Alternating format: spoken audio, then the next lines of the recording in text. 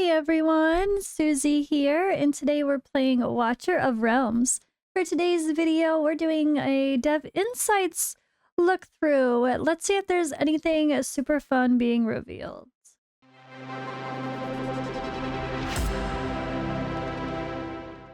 Alright, so it's been a busy day for me. I'm probably going to be a bit distracted when it comes to Watcher of Realms for at least a few days. I'm still playing AFK Journey as well, and King Arthur just started. I am posting for that on my other channel. If you guys are interested, go check that out. Not as great as I felt or hoped it would be, to be honest. At least my first impression doesn't feel great, but we'll see. I'm gonna start being a story skipper and push harder and see if I enjoy the grind for that game. But yeah, I think the beginning of playing Watcher of Realms definitely feels a lot better than the beginning of playing King Arthur, I'm not gonna lie. So if you're a new player, I don't know. King Arthur isn't grabbing me yet, but we'll see.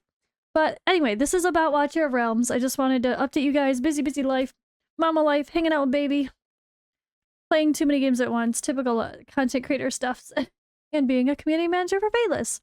Alright. So this is Dev Insights for questions related to the 14th through the 20th, from the 14th to the 20th of October. So I'm going to do my best to go through these and not read every single one of them, but try to find stuff that actually has some good interest points at least. So let's go into it. Get into it. I'm tired, guys. I need more coffee. Alright, I'm just going to quick mention number 2 here, unequip all option for removing gear, but of course needing a command prompt that gives a really good confirmation that this is dangerous. Are you sure you want to do it? Are you sure? Are you sure? Are you sure? I ask you like 3 times. But they have seemed to be reluctant because this is something that's come up many times that they've said, we don't think we will do that because it's quite risky for an account.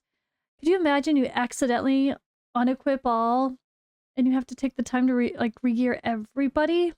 People would just start quick equipping with not real sets, which is what I'm guilty of doing when I just need to throw someone back in a battle that has no gear on. And then your account becomes a total mess, which, to be honest, I could probably use a quick unequip all again and re-gear again. I tried doing that once, and honestly, I don't think I came out any better. I think I came out worse. Because then I just started quick equipping when I was lazy, and then people are in mixed sets and it's just a hot mess.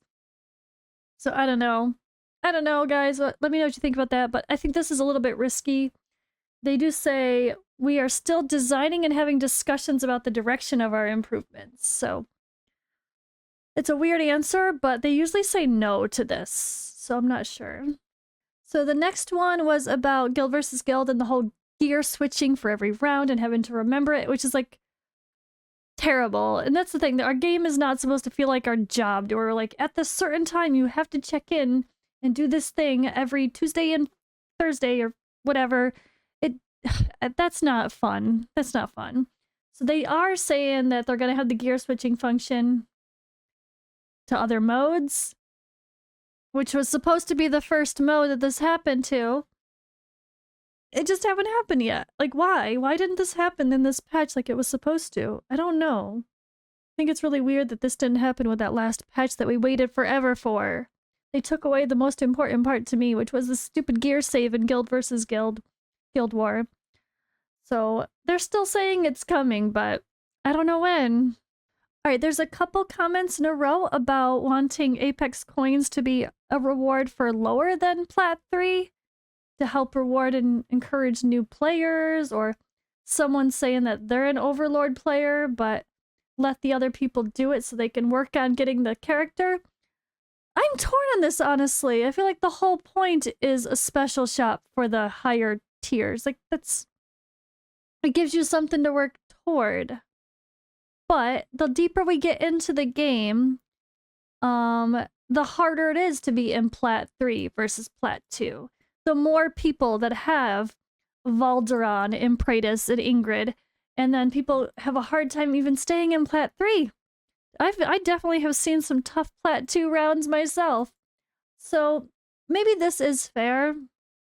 Like, a little bit of an adjustment. But it can't be everybody, at least. There's gotta be some incentive to push and be active as that's the whole point of adding a shop like that, is to reward people who do.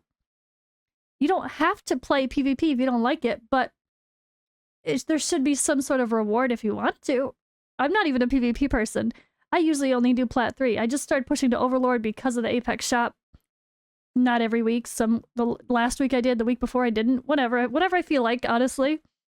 So this suggestion's actually pretty solid. I think Plat 1 and 2, it gets 200. Plat 3 goes up to 500. Overlord 1500. Apex 3000. I mean, that might be a little much, because then you're just going to get the characters in a few weeks. But I don't know that it's intended to just get the character in a few weeks. It should take a little longer. You know, like, think about getting a character like Lydia in Raid Shadow Legends, where you have to do all of Faction Wars that takes, like, a year for most accounts to do. Like, I think it's okay to have heroes that are hard to get. That actually take time. Like getting in it, even though he's not the best hero in the world. It's okay that things take a little while. I think people rush to want to just get everything instantly. And if they can't, they're upset. But we can't get everything instantly. Or else there's no motivation to keep playing. You get it instantly, then what? You don't play it anymore? Like, I don't know. But they did say for both of these responses, we have already noticed the related problems. Relevant data is being investigated, and adjustments will be made based on the result. So I could see adding a little bit of extra, but I don't think they need to go overboard, because it's okay to have something to, like, make the people grind for slowly. Yeah, again, like, if you just get the new hero in like 2 weeks, 3 weeks, and then you don't care about anything else in the shop, or I don't know, I think it's got to be it's got to be motivational to keep people invested in playing. Like, that's the whole point of something like that. I'm okay either way, but it is a little slow. Given how hard Arena can be. Alright, the TLDR of this big post is just the new AMR 19 and through 22. That it's obviously the ability to get more mithril per run, but they're so slow. Oh my god. But I really do like the exclusive situation with this. I think it's really fun. I pulled 2 exclusives with this, and I only had, like, I don't know, I did like 300, 400 runs, which took so long compared to before. Oh my god, it's terrible how long it takes. But the drop rate's a little slow for overall. Like, I guess, yeah, it could be a little better. It could be a little higher, not like 2% or whatever they said. It could be a little higher to have you incentivized to actually run a lot, because it takes a long time. It's not like it takes a few minutes and there's just hundreds of runs done like it used to be. So maybe a little bit more worth the while of taking way longer to get, I guess, less in the end for their time spent, more per your stamina spent though.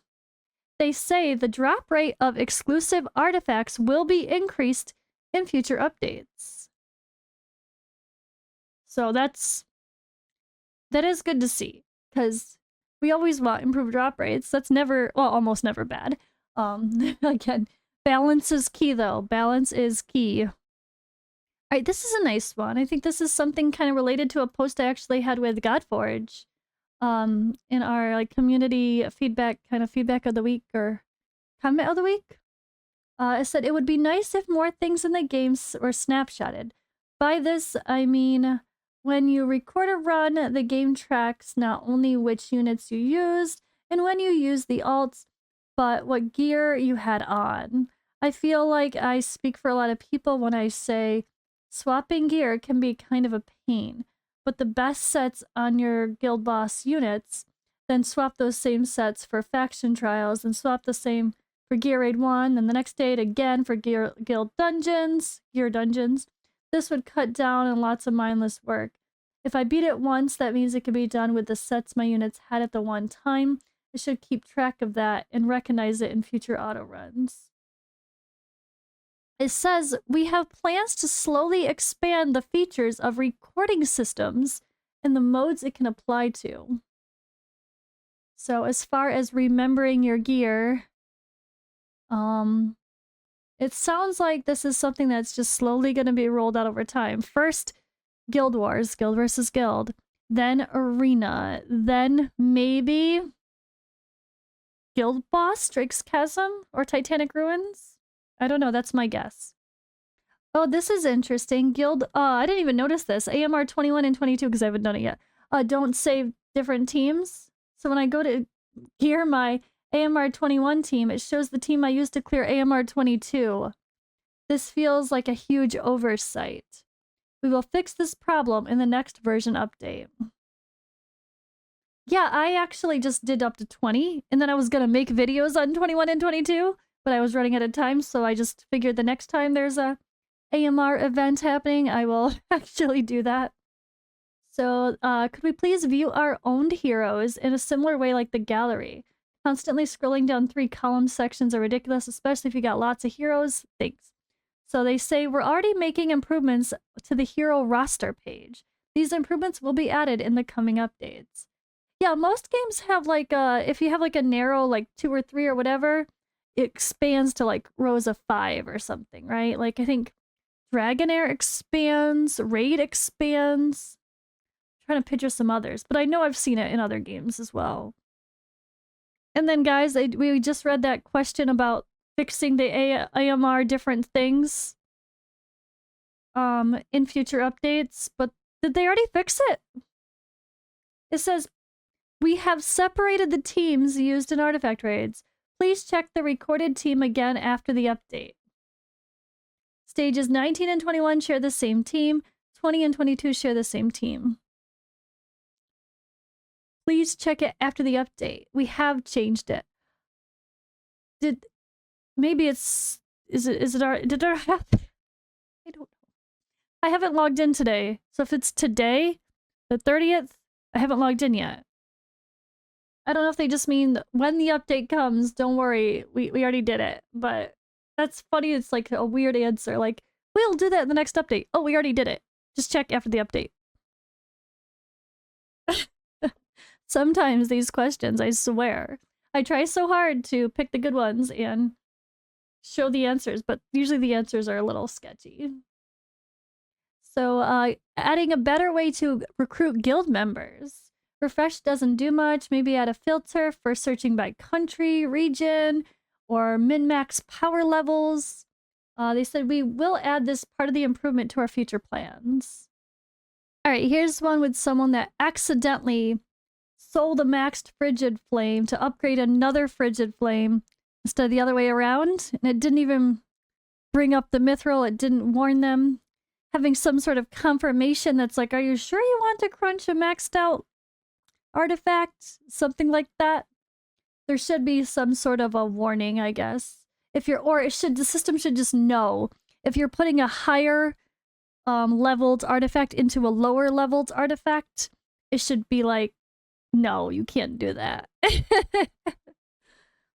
Unless if it's the same artifact, at least, right? Because it would be like, this has to be a mistake. If it's a different artifact and you're like, screw all of this one, I don't want this one anymore. I'm just gonna crunch all of my Scarlet Hunts. Not that you should, but you know what I mean. You can do that if you really wanted to, but maybe it would give you back extra mithril or do something on top of it, but you should not be able to ever... The system should know that it's not logical that you would take a 5-star into a 1-star or 2-star, right? And this says we will introduce a confirmation button in the pop-ups of future version updates. Alright, and that pretty much covers the dev insights. This was from October 29th. I'm a day late here, but yeah, there's some interesting things there. Always good to see what they're starting to come around on or be like, it's coming soon, so... Let me know which things interest you guys.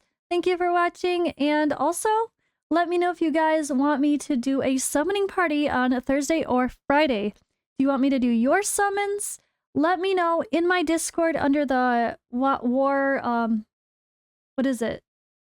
Summoning hold on. What's my channel name?